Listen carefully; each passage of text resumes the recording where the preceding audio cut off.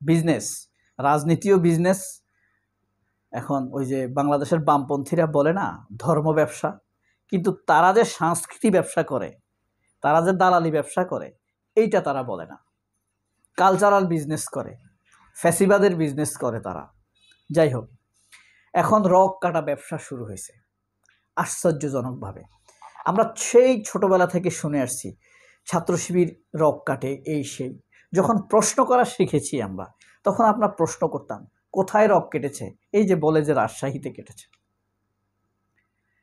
যখন রাজশাহীদের লোকদেরকে চিনতাম, যেতাম, পড়তাম, তখন আমরা জিজ্ঞেস করতাম রাজশাহীর লোকরা নাকি রক কাটে শিবির। তখন সেখানকার যারা বিরোধী তারা বলতো এটা তো চুয়াডাঙ্গা, কুষ্টিয়াতে রক কাটে প্রচুর। আশ্চর্যজনকভাবে যখন কুষ্টিয়াতে বেড়াতে গেলাম, তখন জিজ্ঞেস করলাম ভাই আপনাদের এখানে নাকি শিবির রক কাটে? তখন সে বলে ভাই এটা তো ঝালকাঠির দিকে।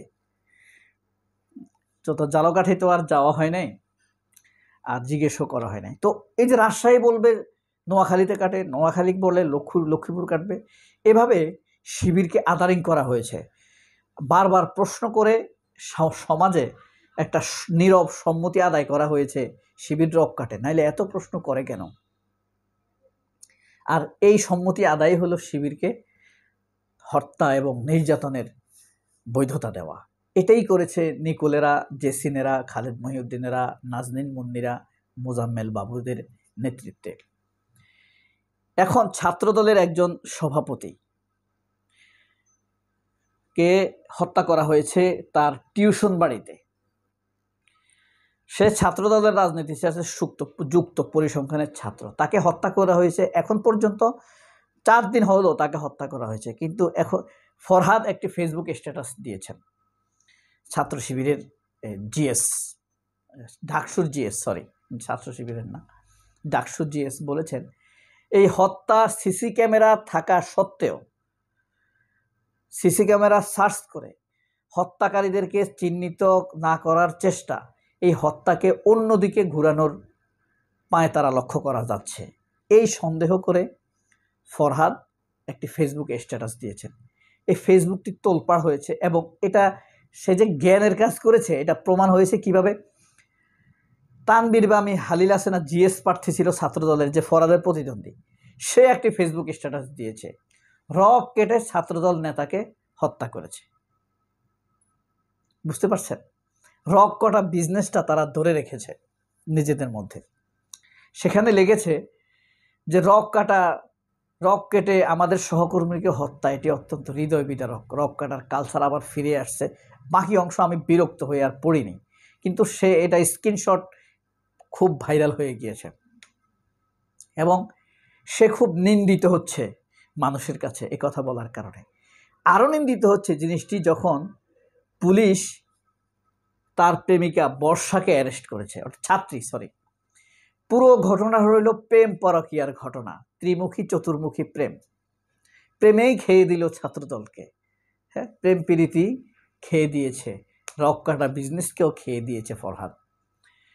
সিসি ক্যামেরাতে দেখে বোঝা যায়। এবং বর্ষাকে সে প্রাইভেট পড়াতো, ছাত্রদলের এই নেতা। এবং যেদিন হত্যা করা হয় সেদিন ছাত্রী আগেই ফোন দেয়, স্যার আজকে আপনি আসবেন না? বলছে যে আসবো। তখন বলছে যে এখন কোথায় আছেন? বলছে যে এই যে অমুক রোডে ঢুকে গিয়েছি। তখন ছাত্রী আবার আপনার গুগল সার্চ করে, গুগল লাইভ দিয়ে, লোকেশন দিয়ে স্যারের লোকেশন নিশ্চিত হয়। অর্থাৎ ছাত্রীর এখানে সংযুক্তি আছে 100%। এখন ওই ছাত্রীর আরেক প্রেমিক ছিল, তারা নাকি ক্লাস 4 থেকে প্রেম করে 9 বছর যাবত। তো এই ছাত্রী এই স্যারকে পছন্দ করত, ছাত্রদলের নেতাকে। ছাত্রদলের নেতাও হয়তো বা তাকে পছন্দ করত। এখন ছাত্রীর এখানে যোগসাজশ আছে কিনা কিভাবে প্রমাণ হবে? ছাত্রী লোকেশন ট্রেস করেছে, ট্রেস করে তার আরেক প্রেমিক বা বন্ধুকে দিয়েছে, সেই তাকে হত্যা করেছে বলে সন্দেহ করা হচ্ছে, নিশ্চিত না, তবে ছাত্রীর সম্পৃক্ততা রয়েছে। এখন এই বর্ষা নামের এই মেয়েকে বাঁচানোর জন্য নিউজ করা হচ্ছে বিভিন্ন চ্যানেলে যে ছাত্রদল সভাপতিকে হত্যা করেছে অমুক ছেলে বা বর্ষার প্রেমিক, কিন্তু বর্ষাকে আড়াল করার চেষ্টা করা হচ্ছে, বাঁচানোর চেষ্টা করা হচ্ছে, সেভ করার চেষ্টা করা হচ্ছে। অর্থাৎ কিন্তু বর্ষার যে অ্যাক্টিভিটিস, ট্রেস করা, সার্চ করা, ফোন দেয়া, নিশ্চিত হওয়া, গুগল লোকেশন করা, এই জিনিসগুলো এড়িয়ে যাওয়া হচ্ছে।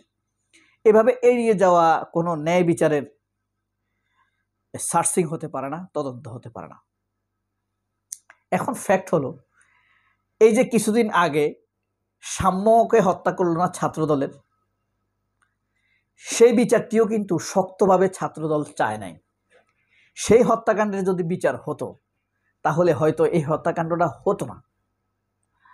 আবার এই যে পাথর কাণ্ড, মিটফোর্ডে যে পাথর দিয়ে পিটিয়ে হত্যা করা হলো, সেটাও যে মেরেছে সেও বিএনপি, যাকে মেরেছে সেও বিএনপি, এই কারণে বিচার হয় নাই।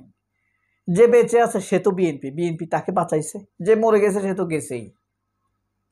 ঠিক একইভাবে সাম্যের ক্ষেত্রেও আমরা সন্দেহ করি ঘটনাটা এরকমই, যে মেরেছে সেও বিএনপি, যে মরেছে সেও বিএনপি।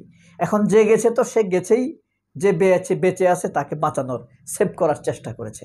এই নীতিতে বিএনপি চলে গিয়েছে। এখন জগন্নাথ বিশ্ববিদ্যালয়ের যে পরিসংখ্যান বিভাগের ছাত্রদলের সাথে সম্পৃক্ত যে যাকে হত্যা করা হয়েছে, ব্যাপারটা হলো এখানে যে ছাত্রী, তার পরিবারও বিএনপি সম্পৃক্ত পরিবার, যে মেরেছে সেও ছাত্রদল সম্পৃক্ত লোক। এখন বিচার করতে গিয়ে কাকে কি করবে? এখন বাঁচাতে গিয়ে যে ন্যায় বিচার কলুষিত হচ্ছে, কিছুদিন পরে যে আরেকজন মারা যাবে, আরেকজনকে হত্যা করা হবে, এভাবেই হত্যা করা যায়, এই মর্মে একটি মানুষের সাহস দাঁড়িয়ে যাচ্ছে অপরাধীদের। সেই সাহসের উপরে দাঁড়িয়ে মানুষ একের পর এক হত্যা করতে থাকবে। তো বিএনপি যদি আসলে ক্ষমতা যায় তাহলে ন্যায় বিচার কি তারা প্রতিষ্ঠা করতে পারবে? তাদের দলের কেউ যদি নিহত হয় তাহলে সেই বিচার কি তারা করবে? এতটুকু তাদের মনোবল গাঢ় কি আছে? এটা বিশ্বাস করতে কষ্ট হয়। বিএনপির দায়িত্ব আসলে কাদের হাতে? যারা মিথ্যা কথা বলে, যারা সকালে এক কথা বিকালে এক কথা বলে, যাদের মানবিক কোনো অনুভূতি নেই, জুলাই যোদ্ধাদেরকে যারা সন্ত্রাস বলে, হত্যাকারী বলে, ধর্ষক বলে, তাহলে আপনি ভরসা আস্থা তাদের উপরে রাখবেন কিভাবে? তবে ফরহাদ কিন্তু আবিরকে যেমন খেয়ে দিয়েছে, হামিমকে নয়, শুধু পুরো ছাত্রদলের রাজনীতিকে খেয়ে দিয়েছে।